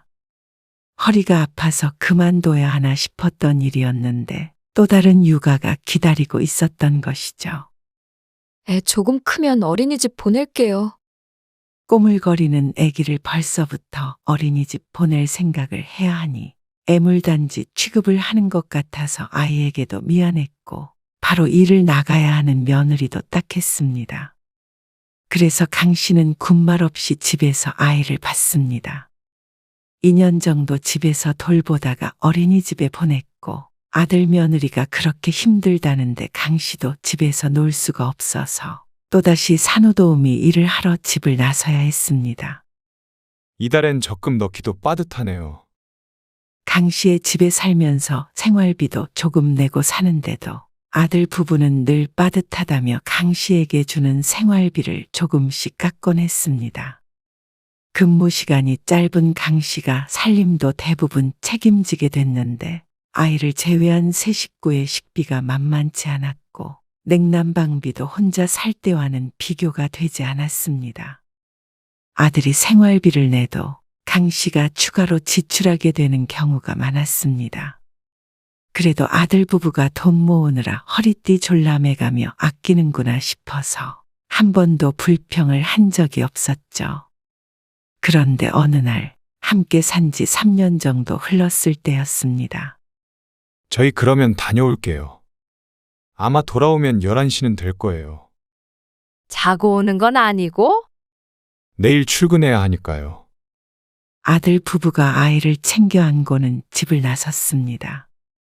일요일인 오늘이 장모의 생일이라며 낮에 갔다가 밤 늦게 돌아오겠다고 했습니다. 어라라, 이게 뭐지? 현관 앞에 웬 흰색 봉투가 떨어져 있길래 강 씨가 주워들었습니다. 앞뒤로 돌려보니 아들 며느리 이름이 적혀 있었죠. 무슨 봉투인가 안을 슬쩍 보니 5만 원짜리 지폐가 10장 정도 보였습니다. 50만 원? 돈이라 꺼내보지는 않고 다시 닫았는데 현관 비밀번호를 누르는 소리가 나더니 곧 문이 열리고 며느리가 들어왔습니다. 아, 그거. 이거? 너희 거야? 여기에 떨어져 있던데. 아, 네. 실수로 떨어뜨렸나 봐요. 그러더니 황급히 강 씨의 손에서 봉투를 받아들었습니다. 별 생각이 없던 강 씨도 며느리의 허둥지둥하는 모습을 보니 봉투의 정체를 알 것 같았습니다. 그럼 다녀오겠습니다. 아마 오늘 생일이라던 안사돈을 위한 봉투인 듯 했습니다. 그런데 그걸 숨기고 싶어하는 며느리의 모습도 그렇거니와 그 액수의 마음이 조금 상할 수밖에 없었습니다. 내가 안 받는다고 사돈도 안 받아야 하는 것은 아니지만 그렇게 어려워서 시가에 얹혀 사는 딸내 부부에게 생일이라고 50만 원이나 받아가야 하나 싶었습니다. 아니 50이 아니라 10만 원이라도 받아가는 게 사돈에게 화가 난다기보다는 서운했습니다. 아들 며느리 조금이라도 빨리 독립하라고 70이 돼가는 나이에도 뒷바라지하고 있는데 처가에만 용돈을 주는 아들이나 준다고 넙죽 받는 사돈이나 섭섭한 마음이었죠. 왠지 돈 벌어다가 엉뚱한 데 갖다 바치는 듯 했습니다. 장모 생일에 50만 원이니 장인 생일이나 어버이날, 명절 등에도 안 나갈 리가 없을 테니 심란했습니다. 하지만 부모 챙기는 자식을 나무라면 뭐가 달라질까 싶었습니다. 처가가 어렵다는데 도와주지 말라고 할 수도 없는 노릇이니 말이죠. 강 씨 또한 여유로운 것은 아니었지만 그래도 사돈네보다는 훨씬 상황이 나았습니다.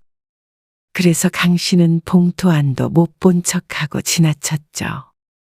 그렇게 시간이 흐르니 강 씨도 아들네 가족과 함께 사는 삶이 익숙해졌습니다.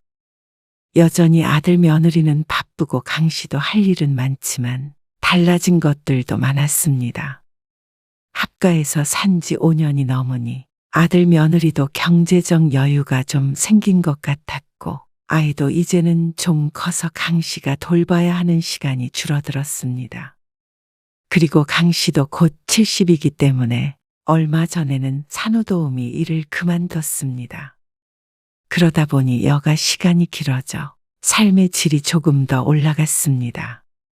늦은 감은 있지만 그래도 100세 시대라고들 하니 남은 인생 어떻게 보낼까 궁리도 하게 되었습니다. 여태까지 일만 하고 애만 돌보다 세월 다 갔는데 이제부터라도 숨 좀 쉬고 살아보자 싶었습니다. 어유, 저런데 한번 가봤으면 좋겠다. 어디? 손자와 함께 TV를 보다가 여행 프로그램을 보며 문득 중얼거렸습니다. TV에 나오는 저기. 나중에 할머니랑 가자. 나는 가봤는데. 강 씨의 말에 손자가 대꾸했습니다. 그 말을 들은 강 씨가 웃으며 물었습니다. 저기가 어딘데? 몰라. 동남아 바닷가와 야시장을 비추고 있는 TV 화면에 강 씨는 아직 어린 손자가 뭘 몰라서 하는 소리라고 생각했습니다. 우리 유성이는 아직 안 가봤지. 저기는 외국이야. 비행기 타야 갈 수 있는데? 우리 유성이도 나중에 할머니랑 저런 데 가서 수영하자. 나 비행기 탔어. 엄청 오래 타고 가서 수영도 했는데 엄마랑 아빠랑. 진짜야. 저렇게 시장도 갔어. 그러면서 꽤나 구체적인 설명을 덧붙이는 손자의 말에 강 씨가 놀라서 물었습니다. 저기를 언제 가봤는데? 저번에 갔는데? 아, 맞다. 비밀이랬는데. 그러더니 손자가 손바닥으로 자신의 입을 막으면서 눈치를 보았습니다. 강 씨가 그 손을 조심스럽게 내리며 물었습니다. 에이, 말해도 괜찮아. 우리 유성이 저기 엄마 아빠랑 가봤구나. 그러자 손자가 해맑게 대답했습니다. 맞아. 여기는 추웠거든. 근데 비행기 타고 갔는데 엄청 더웠어. 할미도 신기하지? 아무래도 손자가 그냥 하는 소리가 아닌 것 같았습니다. 그러자 아들의 지난 명절 때가 떠올랐습니다. 엄마, 이번엔 처가에만 좀 다녀올게요. 강 씨는 같이 살기도 하고 차례를 지내지 않기에 가끔은 명절 연휴 통째로 사돈네에서 지내다 오는 경우도 있었습니다. 하지만 사돈네 다녀온 아들 가족의 얼굴이 왠지 전부 그을려 있어서 놀랐던 기억이 났습니다. 얼굴이 왜 그러냐며 묻는 강 씨에게 아들은 머쓱한 얼굴로 바깥에서 유성이랑 공놀이를 많이 해서 그런 것 같다고 대답했죠. 이 겨울에 신기하다고는 생각했지만 대수롭지 않게 넘겼던 일이었습니다. 그런데 손자의 말을 들어보니 아마도 그때 동남아에 다녀온 듯 했습니다. 손자는 자랑하듯 제잘제잘 떠들었는데 귀에 잘 들어오지 않았고 심장이 쿵쾅쿵쾅 뛰었습니다. 이런 경우가 다 있나 싶었습니다.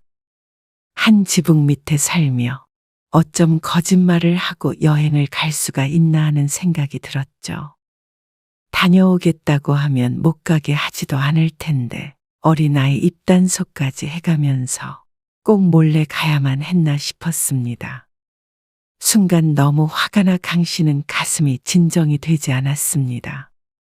저들끼리 가고 싶었으면 그렇게 말하면 됐고 만에 하나 강 씨와 같이 가고 싶었지만 돈 때문이었다면 강 씨도 비용을 지불했을 텐데 말이죠.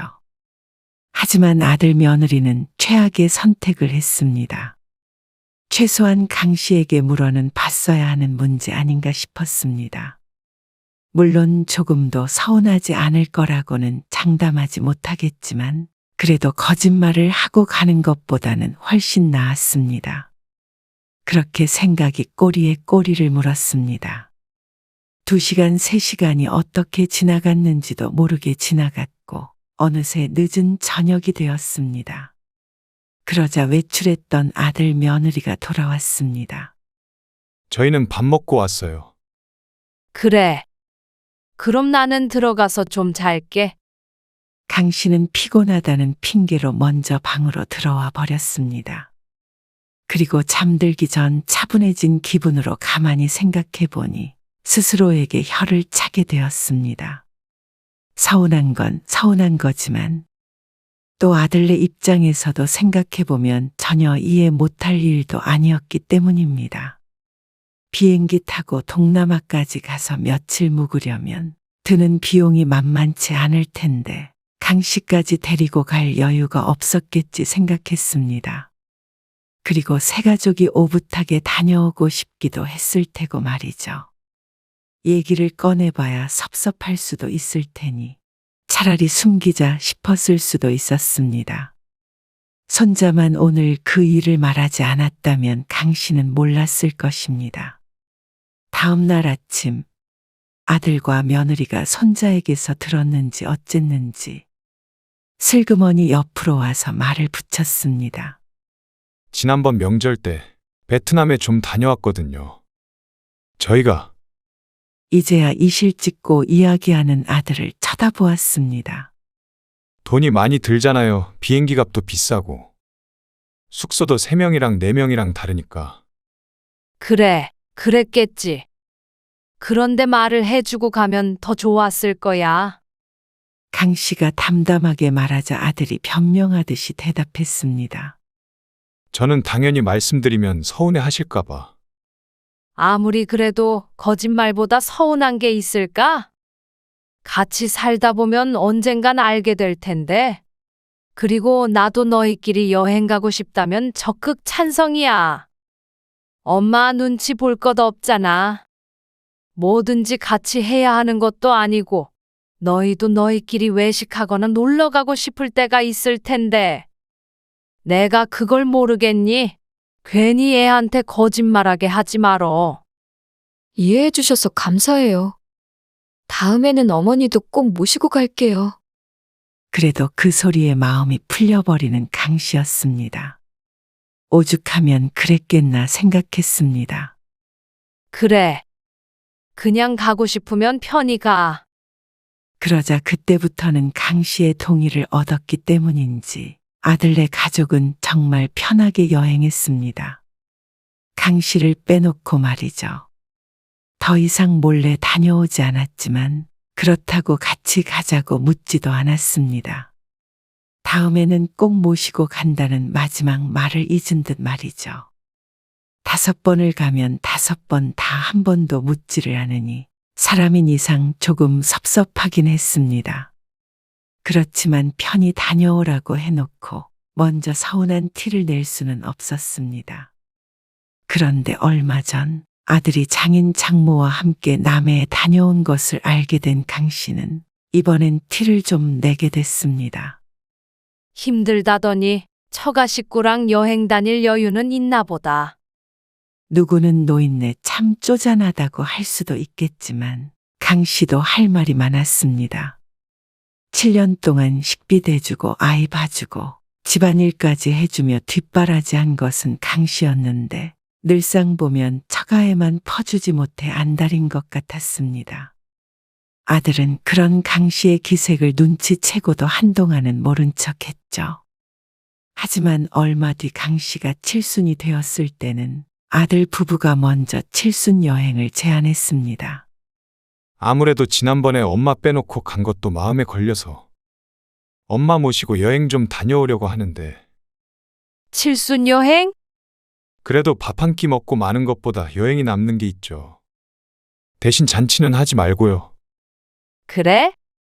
근데 해외여행이라 가능하시면 좀 보태주시면 좋을 것 같아요. 식구가 많아서. 아, 해외? 어디로 갈 건데? 7년 만에 처음으로 아들네와 가는 여행이니 강 씨도 돈을 쓸 의향이 있었습니다. 그것이 자신의 칠순 여행이라도 말이죠. 일본 어떠세요? 비행 시간도 짧고 먹는 것도 비슷해서 좀 편할 것 같은데. 가도 제주도쯤 갈 줄 알았는데 한 번도 가본 적이 없는 해외이기에 비행기라는 말만 들어도 어쩐지 설레는 기분이 들었습니다. 비싸지 않아? 아무래도 국내 여행보다는 그렇겠죠. 비행기도 타니까. 그러면 비행기 값을 내가 낼까? 아무래도 여행 경비 중에서 비행기 값이 차지하는 비용이 가장 클 테니 강 씨가 먼저 아들에게 물었습니다. 그런데 아들이 고개를 저었죠. 아니요. 그래도 엄마 칠순인데 비행기는 저희가 낼게요. 엄마는 차라리 숙소 비용 내시는 게 어때요? 4박 5일이라니 숙박비가 꽤나 나올 것 같았습니다. 하지만 강 씨는 바로 고개를 끄덕였습니다. 그래. 그러자. 그리고 며칠 뒤에 아들이 청구해 온 금액은 200만 원가량이었습니다. 4박 5일 동안 4명이서 묵게 될 방이 1박에 50만 원이라면서 말이죠. 세금인지 뭔지 붙으면 250만 원이 된다고 했습니다. 아들이 말한 금액에 잠시 놀랐지만 강 씨는 곧바로 송금을 해주었습니다. 엄마가 조금 서운해한다고 이렇게 같이 해외여행 계획을 해준 아들이 고마웠죠. 강 씨는 들뜬 기분으로 여행 책자까지 미리 사두었습니다.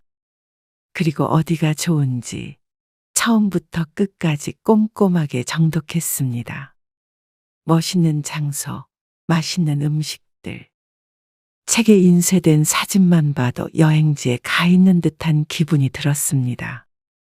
그리고 비행기에 타기 전 아들에게 책자를 보여주며 말했습니다.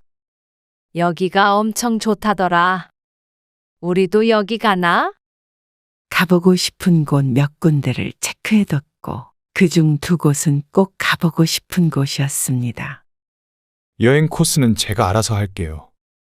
동선 때문에 막 끼워 넣을 수가 없어요. 강 씨가 가보고 싶은 곳은 절이나 공원, 시장 등이 있는 곳이었는데 아들이 짰다는 여행 코스는 그중 겹치는 게 하나도 없었습니다. 첫날은 아이가 좋아하는 동물원에 갔고, 둘째 날은 놀이공원에 갔고, 셋째 날은 명품거리에 갔습니다. 어느 곳 하나 강 씨의 취향이 반영되지 않은 곳이었고, 하루 종일 걸어야만 했죠. 잠깐만 나는 앉아 있을 테니까 돌아보고 와. 여행 동안 이 소리를 몇 번이나 했는지 기억도 나지 않았습니다. 이래서 젊은이들이 노인네 데리고 여행하는 게 힘들다고 하는구나 싶었습니다. 그러면 이제 식사하러 갈까요? 식사는 아들네가 한 번 사면 강 씨가 한 번 사고 번갈아 가며 하게 되었습니다. 그냥 자연스럽게 그렇게 됐죠. 유성이 엄마가 뭐 살 게 있대요. 낮에 명품거리에 다녀왔는데 또 쇼핑을 간다는 아들의 말에 강 씨의 얼굴 빛이 안 좋아졌습니다. 이건 칠순 여행이라고 볼 수도 없을 것 같았습니다. 나는 그냥 호텔에 있을게. 그럼. 강 씨가 지친 기색을 보이며 말하자 아들이 대꾸했습니다. 거보세요. 그때 동남아 가셨으면 이것보다 더 힘들었을 거예요. 그때 안 가길 잘하셨죠? 그러면서 그래서 자신들이 강 씨를 놓고 간 것이었다며 웃었습니다. 그럼 호텔에서 유성이랑 같이 계실래요? 그리고 한국으로 돌아오는 날까지도 내내 비슷한 일정이었습니다. 다시 함께 여행 가고 싶은 마음이 싹 사라졌죠. 일본에서 돌아온 뒤 한 달쯤 흘러서 며느리가 강 씨에게 물었습니다. 어머니, 저희 다음 달에 제주도 여행 가려는데 같이 가실래요? 그러자 강 씨는 고개를 저을 수밖에 없었습니다. 너희끼리 다녀와.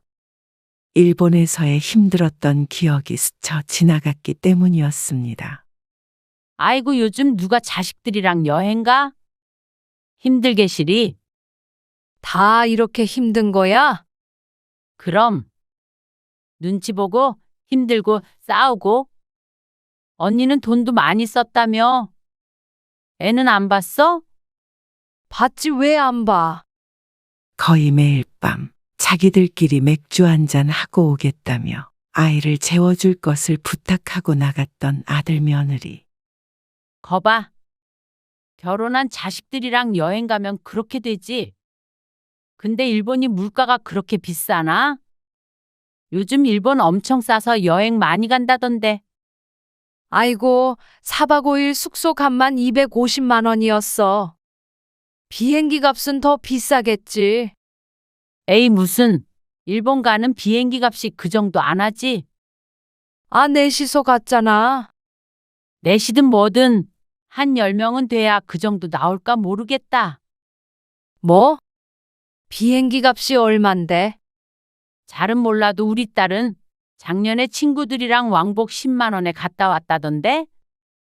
그래서 요즘 제주도보다 많이 가는 게 일본이잖아. 친구의 말을 듣고는 의구심이 들었습니다. 그래서 조카에게 전화해서 물어보았습니다. 그러자 들려온 답변이 충격적이었습니다. 12만 원이라고? 아, 갈 때만? 아니요. 왕복이죠. 요즘은 다 이 정도 하던데, 저가 항공들이. 강 씨가 탔던 비행기와 같은 항공사였습니다. 어이가 없었습니다. 어쩜 이런 나쁜 놈이 다 있나 싶었습니다. 선심 쓰듯이 호텔 값만 내라던 아들의 얼굴이 떠올랐습니다. 비행기 값이 12만 원이면 4명이면 48만 원밖에 되지 않았습니다. 그 이상이라고 하더라도 100만 원이 넘지는 않을 것이었습니다. 그래서 혹시나 하는 마음에 강신애가 묵었던 숙소에 숙박비도 물었죠. 뭐? 20만 원? 네. 여기 4명 묵을 수 있는 방이 그 정도네요. 다른 날짜 봐도, 최대 25만 원 정도일 것 같아요. 그 와중에 숙박비까지 속인 아들 며느리. 허탈한 기분이었습니다.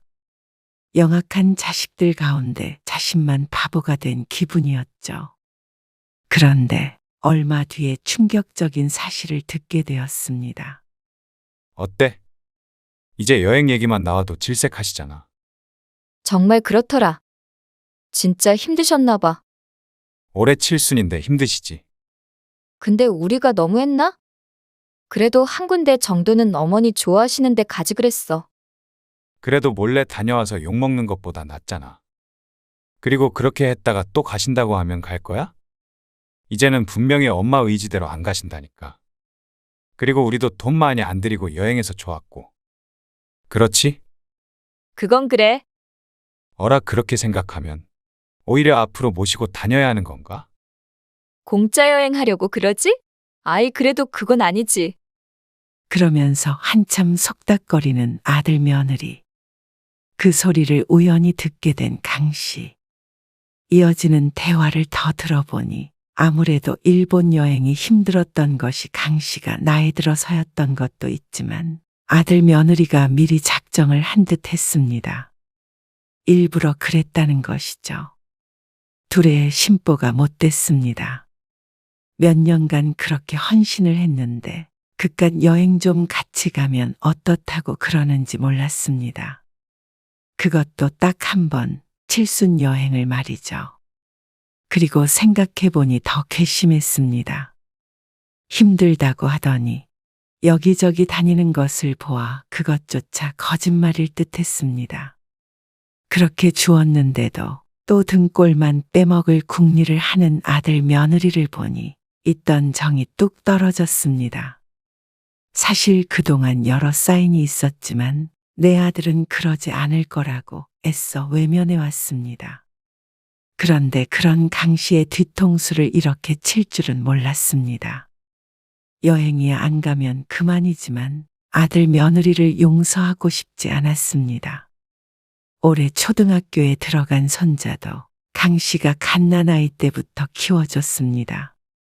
그리고 아들 가족이 먹는 건 다 강 씨 손으로 차려주었고 말이죠.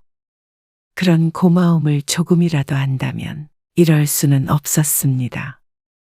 지난 7년이 무척 아까웠습니다. 그간 아들 며느리에게 들어간 돈이면 해외여행을 몇 번이고 갔다 올 수 있는 돈이었습니다. 그리고 강 씨의 노동비까지 합치면 금액으로 따질 수도 없었죠. 강 씨는 다음 날 아들을 불러 말했습니다. 너희 이번에 제주도 여행 간다고 했지. 아, 네. 너희 보아하니 여행도 늘 잘 다니는 것 같고 여유가 좀 되나 보다. 그러자 아들이 어색한 미소를 지었습니다. 여유요? 그런 거 없죠. 이제 슬슬 분가할 때 되지 않았어? 같이 산 지 벌써 7년이었습니다. 둘이 맞벌이를 하고 강 씨 집에서 얹혀 살면서 생활비도 얼마 안 들었으니 모아도 한참을 모았어야 했습니다. 아무리 못 모아도 1억 정도는 생겼어야 정상이었죠. 그런데 그랬다면 자기들이 불편해서라도 나가서 살려고 했을 것이었습니다. 여행도 몰래 갈 정도인데 강 씨와 같이 안 사는 게 아들 부부에게도 훨씬 좋아겠죠. 아직 돈을 좀 덜 모았어요. 여태 둘이 벌었잖아? 어쩐지 아들이 며느리를 힐끗 쳐다보는 듯 했습니다. 며느리는 입술을 살짝 깨물었고 말이죠. 말은 안 하지만 알만했습니다. 친정아빠 생일이라고 50만 원씩 용돈을 주는 걸 보면 돈이 어디로 새어나갔는지 짐작이 갔습니다. 그리고 형편 좀 풀리자 아들 며느리가 여유 있는 것 같다고 강 씨가 느낄 정도로 써제끼니 제대로 모을 수가 없었겠죠. 지난달에 일본 갔을 때도 비행기 값이 워낙 비쌌잖냐. 아, 네, 그렇죠. 그런데 그렇게 써대는 걸 보니까 여유가 좀 생긴 것 같아서 이제 분가할 때가 된 것 같아. 아, 아직 아니라니까요. 아니, 다음 달에 제주도를 또 갈 정도면 말 다 했잖냐? 제주도 가기 전에 집부터 비워라. 그게 무슨 말씀이세요? 이제 나도 남은 인생 혼자서 조용히 좀 살고 싶어서 그래. 그러니까 군 식구가 나가야지, 안 그러냐? 갑자기 이러시는 법이 어디 있어요? 갑자기라니? 자그마치 7년이나 기다렸는데. 그러면 예전에 결혼할 때 전셋집 보태주시기로 한돈 1억 주세요. 그 중에서 3천은 결혼식 자금으로 미리 줬잖아. 아, 그럼 7천이라도 주시던가요. 그걸 왜 주니? 왜 주긴요? 약속하셨잖아요. 그동안 너희 생활비 됐던 거 잊었어? 그 정도는 당연히 들었지. 뭐라고요? 그래도 억울하면 엄마가 유성이 키워준 수고비라고 생각해. 엄마! 강 씨는 아들의 외침에도 콧방귀를 뀌었습니다. 처가에 퍼주었든 어쨌든 굶어 죽지 않을 만큼 벌고 있으니 여유롭게 살았던 것일 테죠. 나가면 지금보다 편히 살 수는 없겠지만 그것도 원래라면 7년 전에 겪어야 했을 일이었습니다. 그걸 강 씨가 늦춰준 셈이니 아들은 강 씨에게 소리칠 게 아니라 고맙다는 인사를 해야 했습니다. 제주도를 가든 미국을 가든 그 전에 짐 빼. 알겠지? 강 씨는 다른 사람이 된 것처럼 단호하게 말했습니다. 아들도 그런 강 씨의 모습에 더 이상 우기지 못했죠. 아들은 한 달을 채우기 전 쫓겨나다시피 짐을 빼야 했습니다.